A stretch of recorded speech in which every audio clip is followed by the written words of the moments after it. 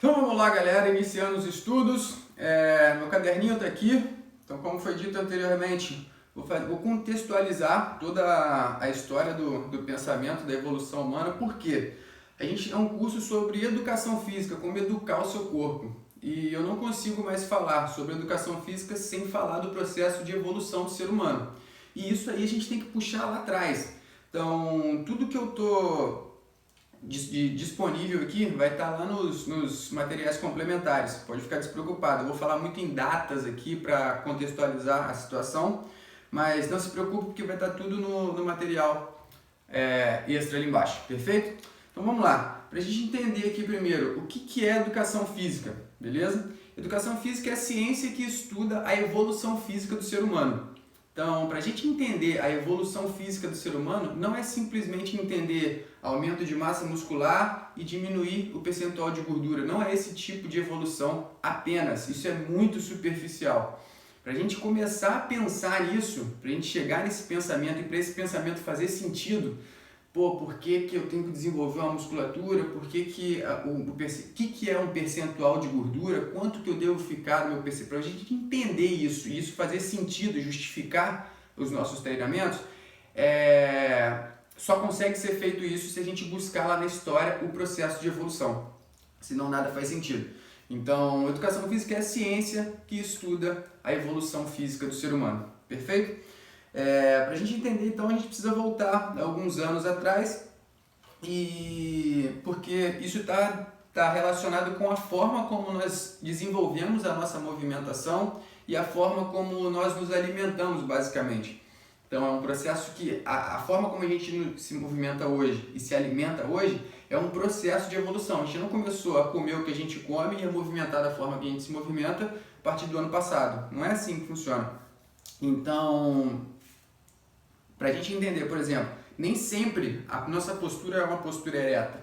A gente nem sempre andou, a gente que eu falo, sempre pensando no processo evolutivo. Humanos, seres humanos, sapiens, a partir de um momento da história. Mas até chegar nos sapiens, tem toda uma história. Dos sapiens para frente é como se fosse uma vírgula no livro da história do universo.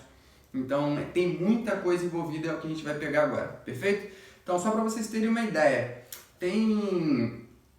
é datado que há cerca de 13,8 bilhões de anos que matéria e energia surgiram no universo, e essa combinação entre matéria e energia criam os átomos, e quem conta a história da integração dos átomos, isso é a química, e eu não vou entrar muito nessa parte, perfeito? Mas só para vocês terem uma ideia que é de 13 bilhões de anos atrás começou alguma coisa nesse lugar que a gente vive, tá? Passaram-se vários anos, várias integrações complexas entre átomos e energia acontecendo, e estima-se que a Terra, propriamente dita, tem 4,5 bilhões de anos. Então a idade do planeta Terra, 4,5 bilhões de anos. Porém, nem sempre existiu vida da forma como a gente conhece hoje aqui, de necessidade de oxigênio, de respiração, nem sempre foi dessa forma. As formas de vida mais antigas datam de 4 bilhões de anos atrás, com as moléculas de RNA. RNA ainda, beleza? Ainda não existiam as moléculas de DNA.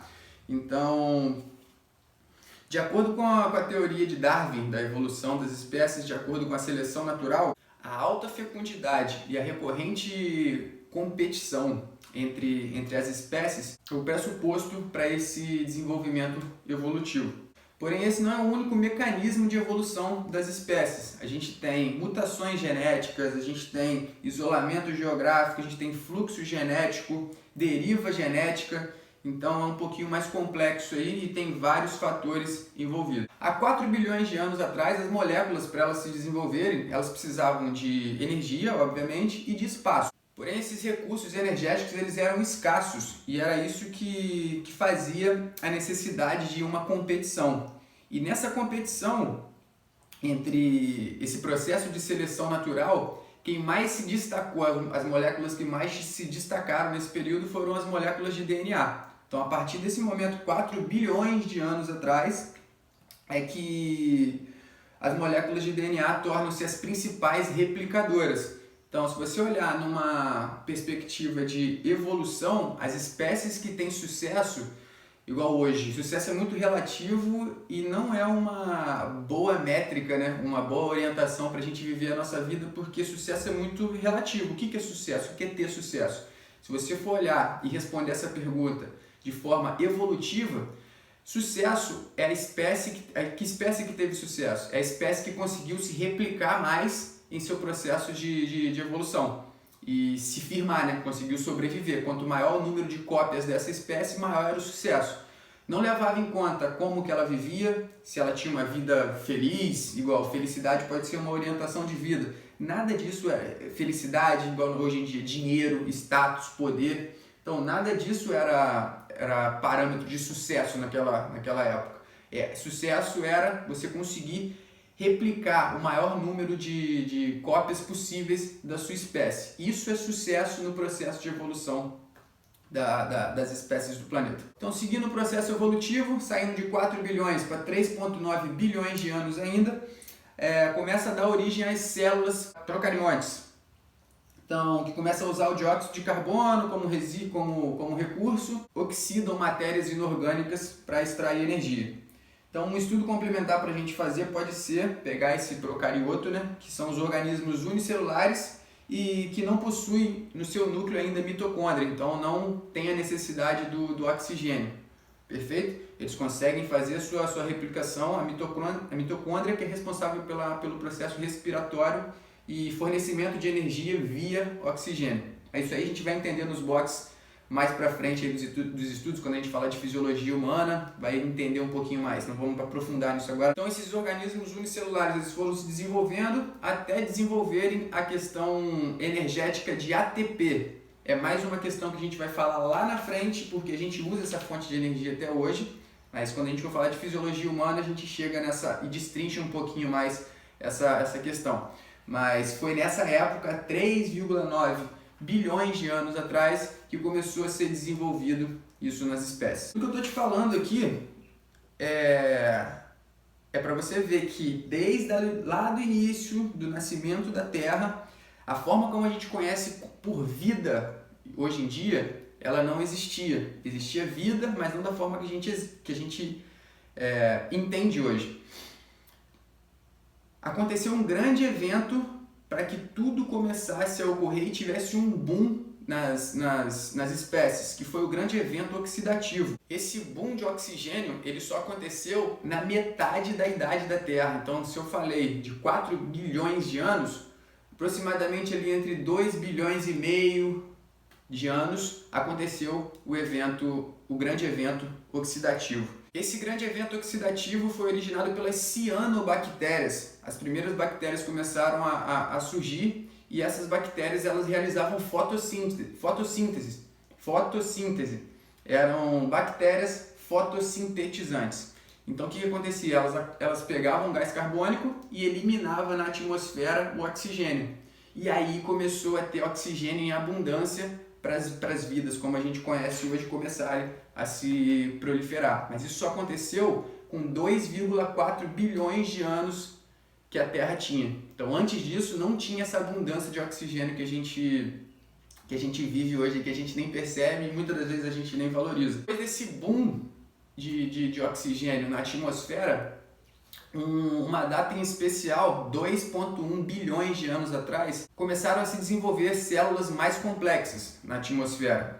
E um marco especial são as células eucariontes. É um marco porque, devido ao seu alto nível de complexidade e organização, é a partir dela que se desenvolveram verdadeiros organismos multicelulares. Então ali é um marco, 2,1 bilhões de anos atrás é um marco porque os organismos multicelulares começaram a se desenvolver. Uma outra data em especial é entre 1,5 bilhão a 1,2 bilhões de anos atrás. O que aconteceu nessa época? Aconteceu uma separação de algumas linhagens de espécies. Os antepassados de vegetais e algas unicelulares se separaram dos antepassados dos protozoários e animais. O surgimento dos primeiros anfíbios, então a galera começa a sair da água, né? Era só os peixes, os anfíbios agora de forma híbrida conseguem sair da água, mas ainda para reproduzir tinha que voltar. Então ficava nessa transição de água para terra, água para terra, água para terra. Isso aí começou a acontecer há 315 milhões de anos atrás. E entre os anfíbios a gente teve os primeiros animais tetrápodes a desenvolver pulmões. Então, se tinha uma dificuldade agora, saía, mas voltava, agora eles conseguiam sair, dar um rolê na superfície, conseguia respirar ali, sobreviver um pouco, mas ainda reproduzir, tinha que reproduzir em água. E ficava nessa transição, mas começaram a explorar o mundo terrestre, já começava a sair do mundo aquático. Dos anfíbios começaram a desenvolver os primeiros répteis. Então, a partir desse momento, a reprodução já não era mais dentro d'água, conseguiam reproduzir em locais secos. Então, o desenvolvimento começou a ganhar um outro momento a partir dos répteis. E a partir desse momento conseguiram acontecer colonizações em planaltos pela primeira vez. Antigamente era só dentro d'água, então agora com o surgimento dos répteis as colonizações começaram a vir para a Terra. Isso aí é 300 milhões de anos atrás. 220 milhões de anos atrás começa a se desenvolver o neocórtex dos mamíferos. Ainda bem, é o processo inicial da evolução, mas estima-se que nessa data o neocórtex começou a se desenvolver. Mais para frente eu vou explicar um pouquinho sobre a teoria do cérebro trino.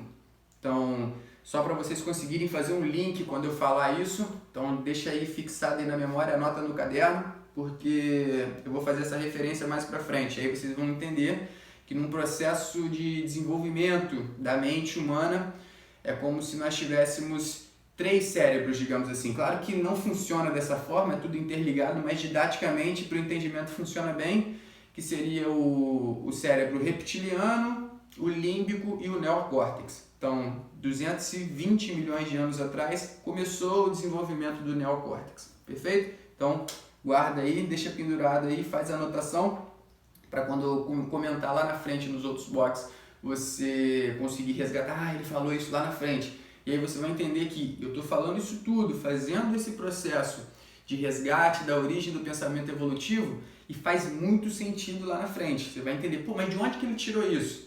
De onde que vem essa informação? Tem algumas teorias, mas tem todo um processo histórico evolutivo acontecendo. Perfeito? Vamos dar um pulo aí agora na evolução e vamos sair de 220 milhões para 10 milhões de anos atrás. Entre 10 a 5 milhões de anos atrás. Os primeiros ancestrais humanos eles começaram a desenvolver especiação, que seria agora uma transformação em massa de algumas espécies. Algumas dos chimpanzés e alguns dos gorilas, que são aí os nossos ancestrais mais próximos. Eu não quero dizer que a gente é irmão, não é de sangue, não é isso que funciona, mas no processo evolutivo, um dos nossos ancestrais passaram pelos chimpanzés aí. Duas datas importantes aí que vale a pena a gente conferir é há 4,4 milhões de anos atrás, porque os ardipithecus ramidos eram arbóreos, então ainda não tinha essa postura ereta e se alimentavam de frutas que caçavam nas árvores e nas florestas, e era essa basicamente a alimentação. Depois, com 3,7 milhões, tem os australopithecus afarenses. Esses começaram a sair da questão florestal e começaram a explorar as savanas. Então, provavelmente nessa parte começaram a adicionar carne na dieta. Então já começa a mudar um pouquinho essa perspectiva. Eles continuavam comendo frutas e os vegetais derivados das florestas que eles achavam, mas começaram a adicionar carne na sua dieta. 3 milhões de anos atrás, vale a pena também dar um confere, porque nós temos os hominídeos, os australopitecinos. O nome é engraçado, mas vale a pena falar sobre ele porque eles evoluíram na savana africana e provavelmente foram os primeiros a adotar o bipedalismo, ou bipedismo pleno.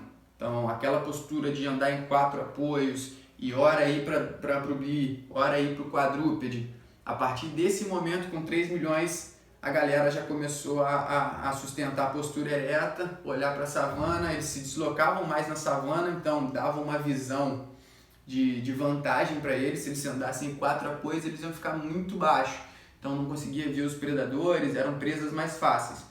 Então o bipedalismo começou, eles conseguiam olhar por cima da savana, avistar algum predador, algum tipo de alimento, algum perigo, ou algum abrigo de forma mais eficiente. Então, a partir desse momento, desenvolveu o bipedalismo e com 2 milhões de anos vem o Homo habilis. Esses aí ganharam esse nome, começa também a espécie Homo ali, né? São os humanos, e habilis veio pelas habilidades de manuseio com equipamentos, desenvolvimento de novas tecnologias como armas, nada como a gente vê hoje, mas as machadinhas, enfim, eram dessa época. A tecnologia que eu falo é tecnologia de pedra lascada ainda.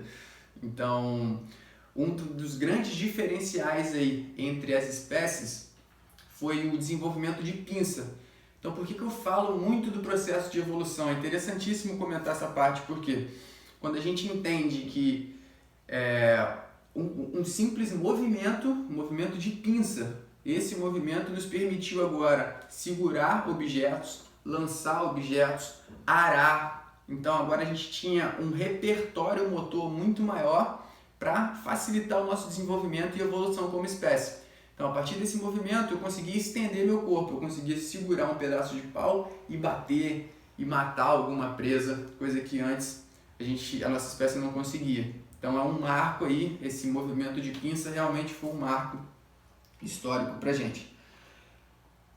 Em 1,8 milhões de anos tem o Homo erectus, aí consolida, e é datado aí que os primeiros fósseis do Homo sapiens são há 300 mil anos atrás.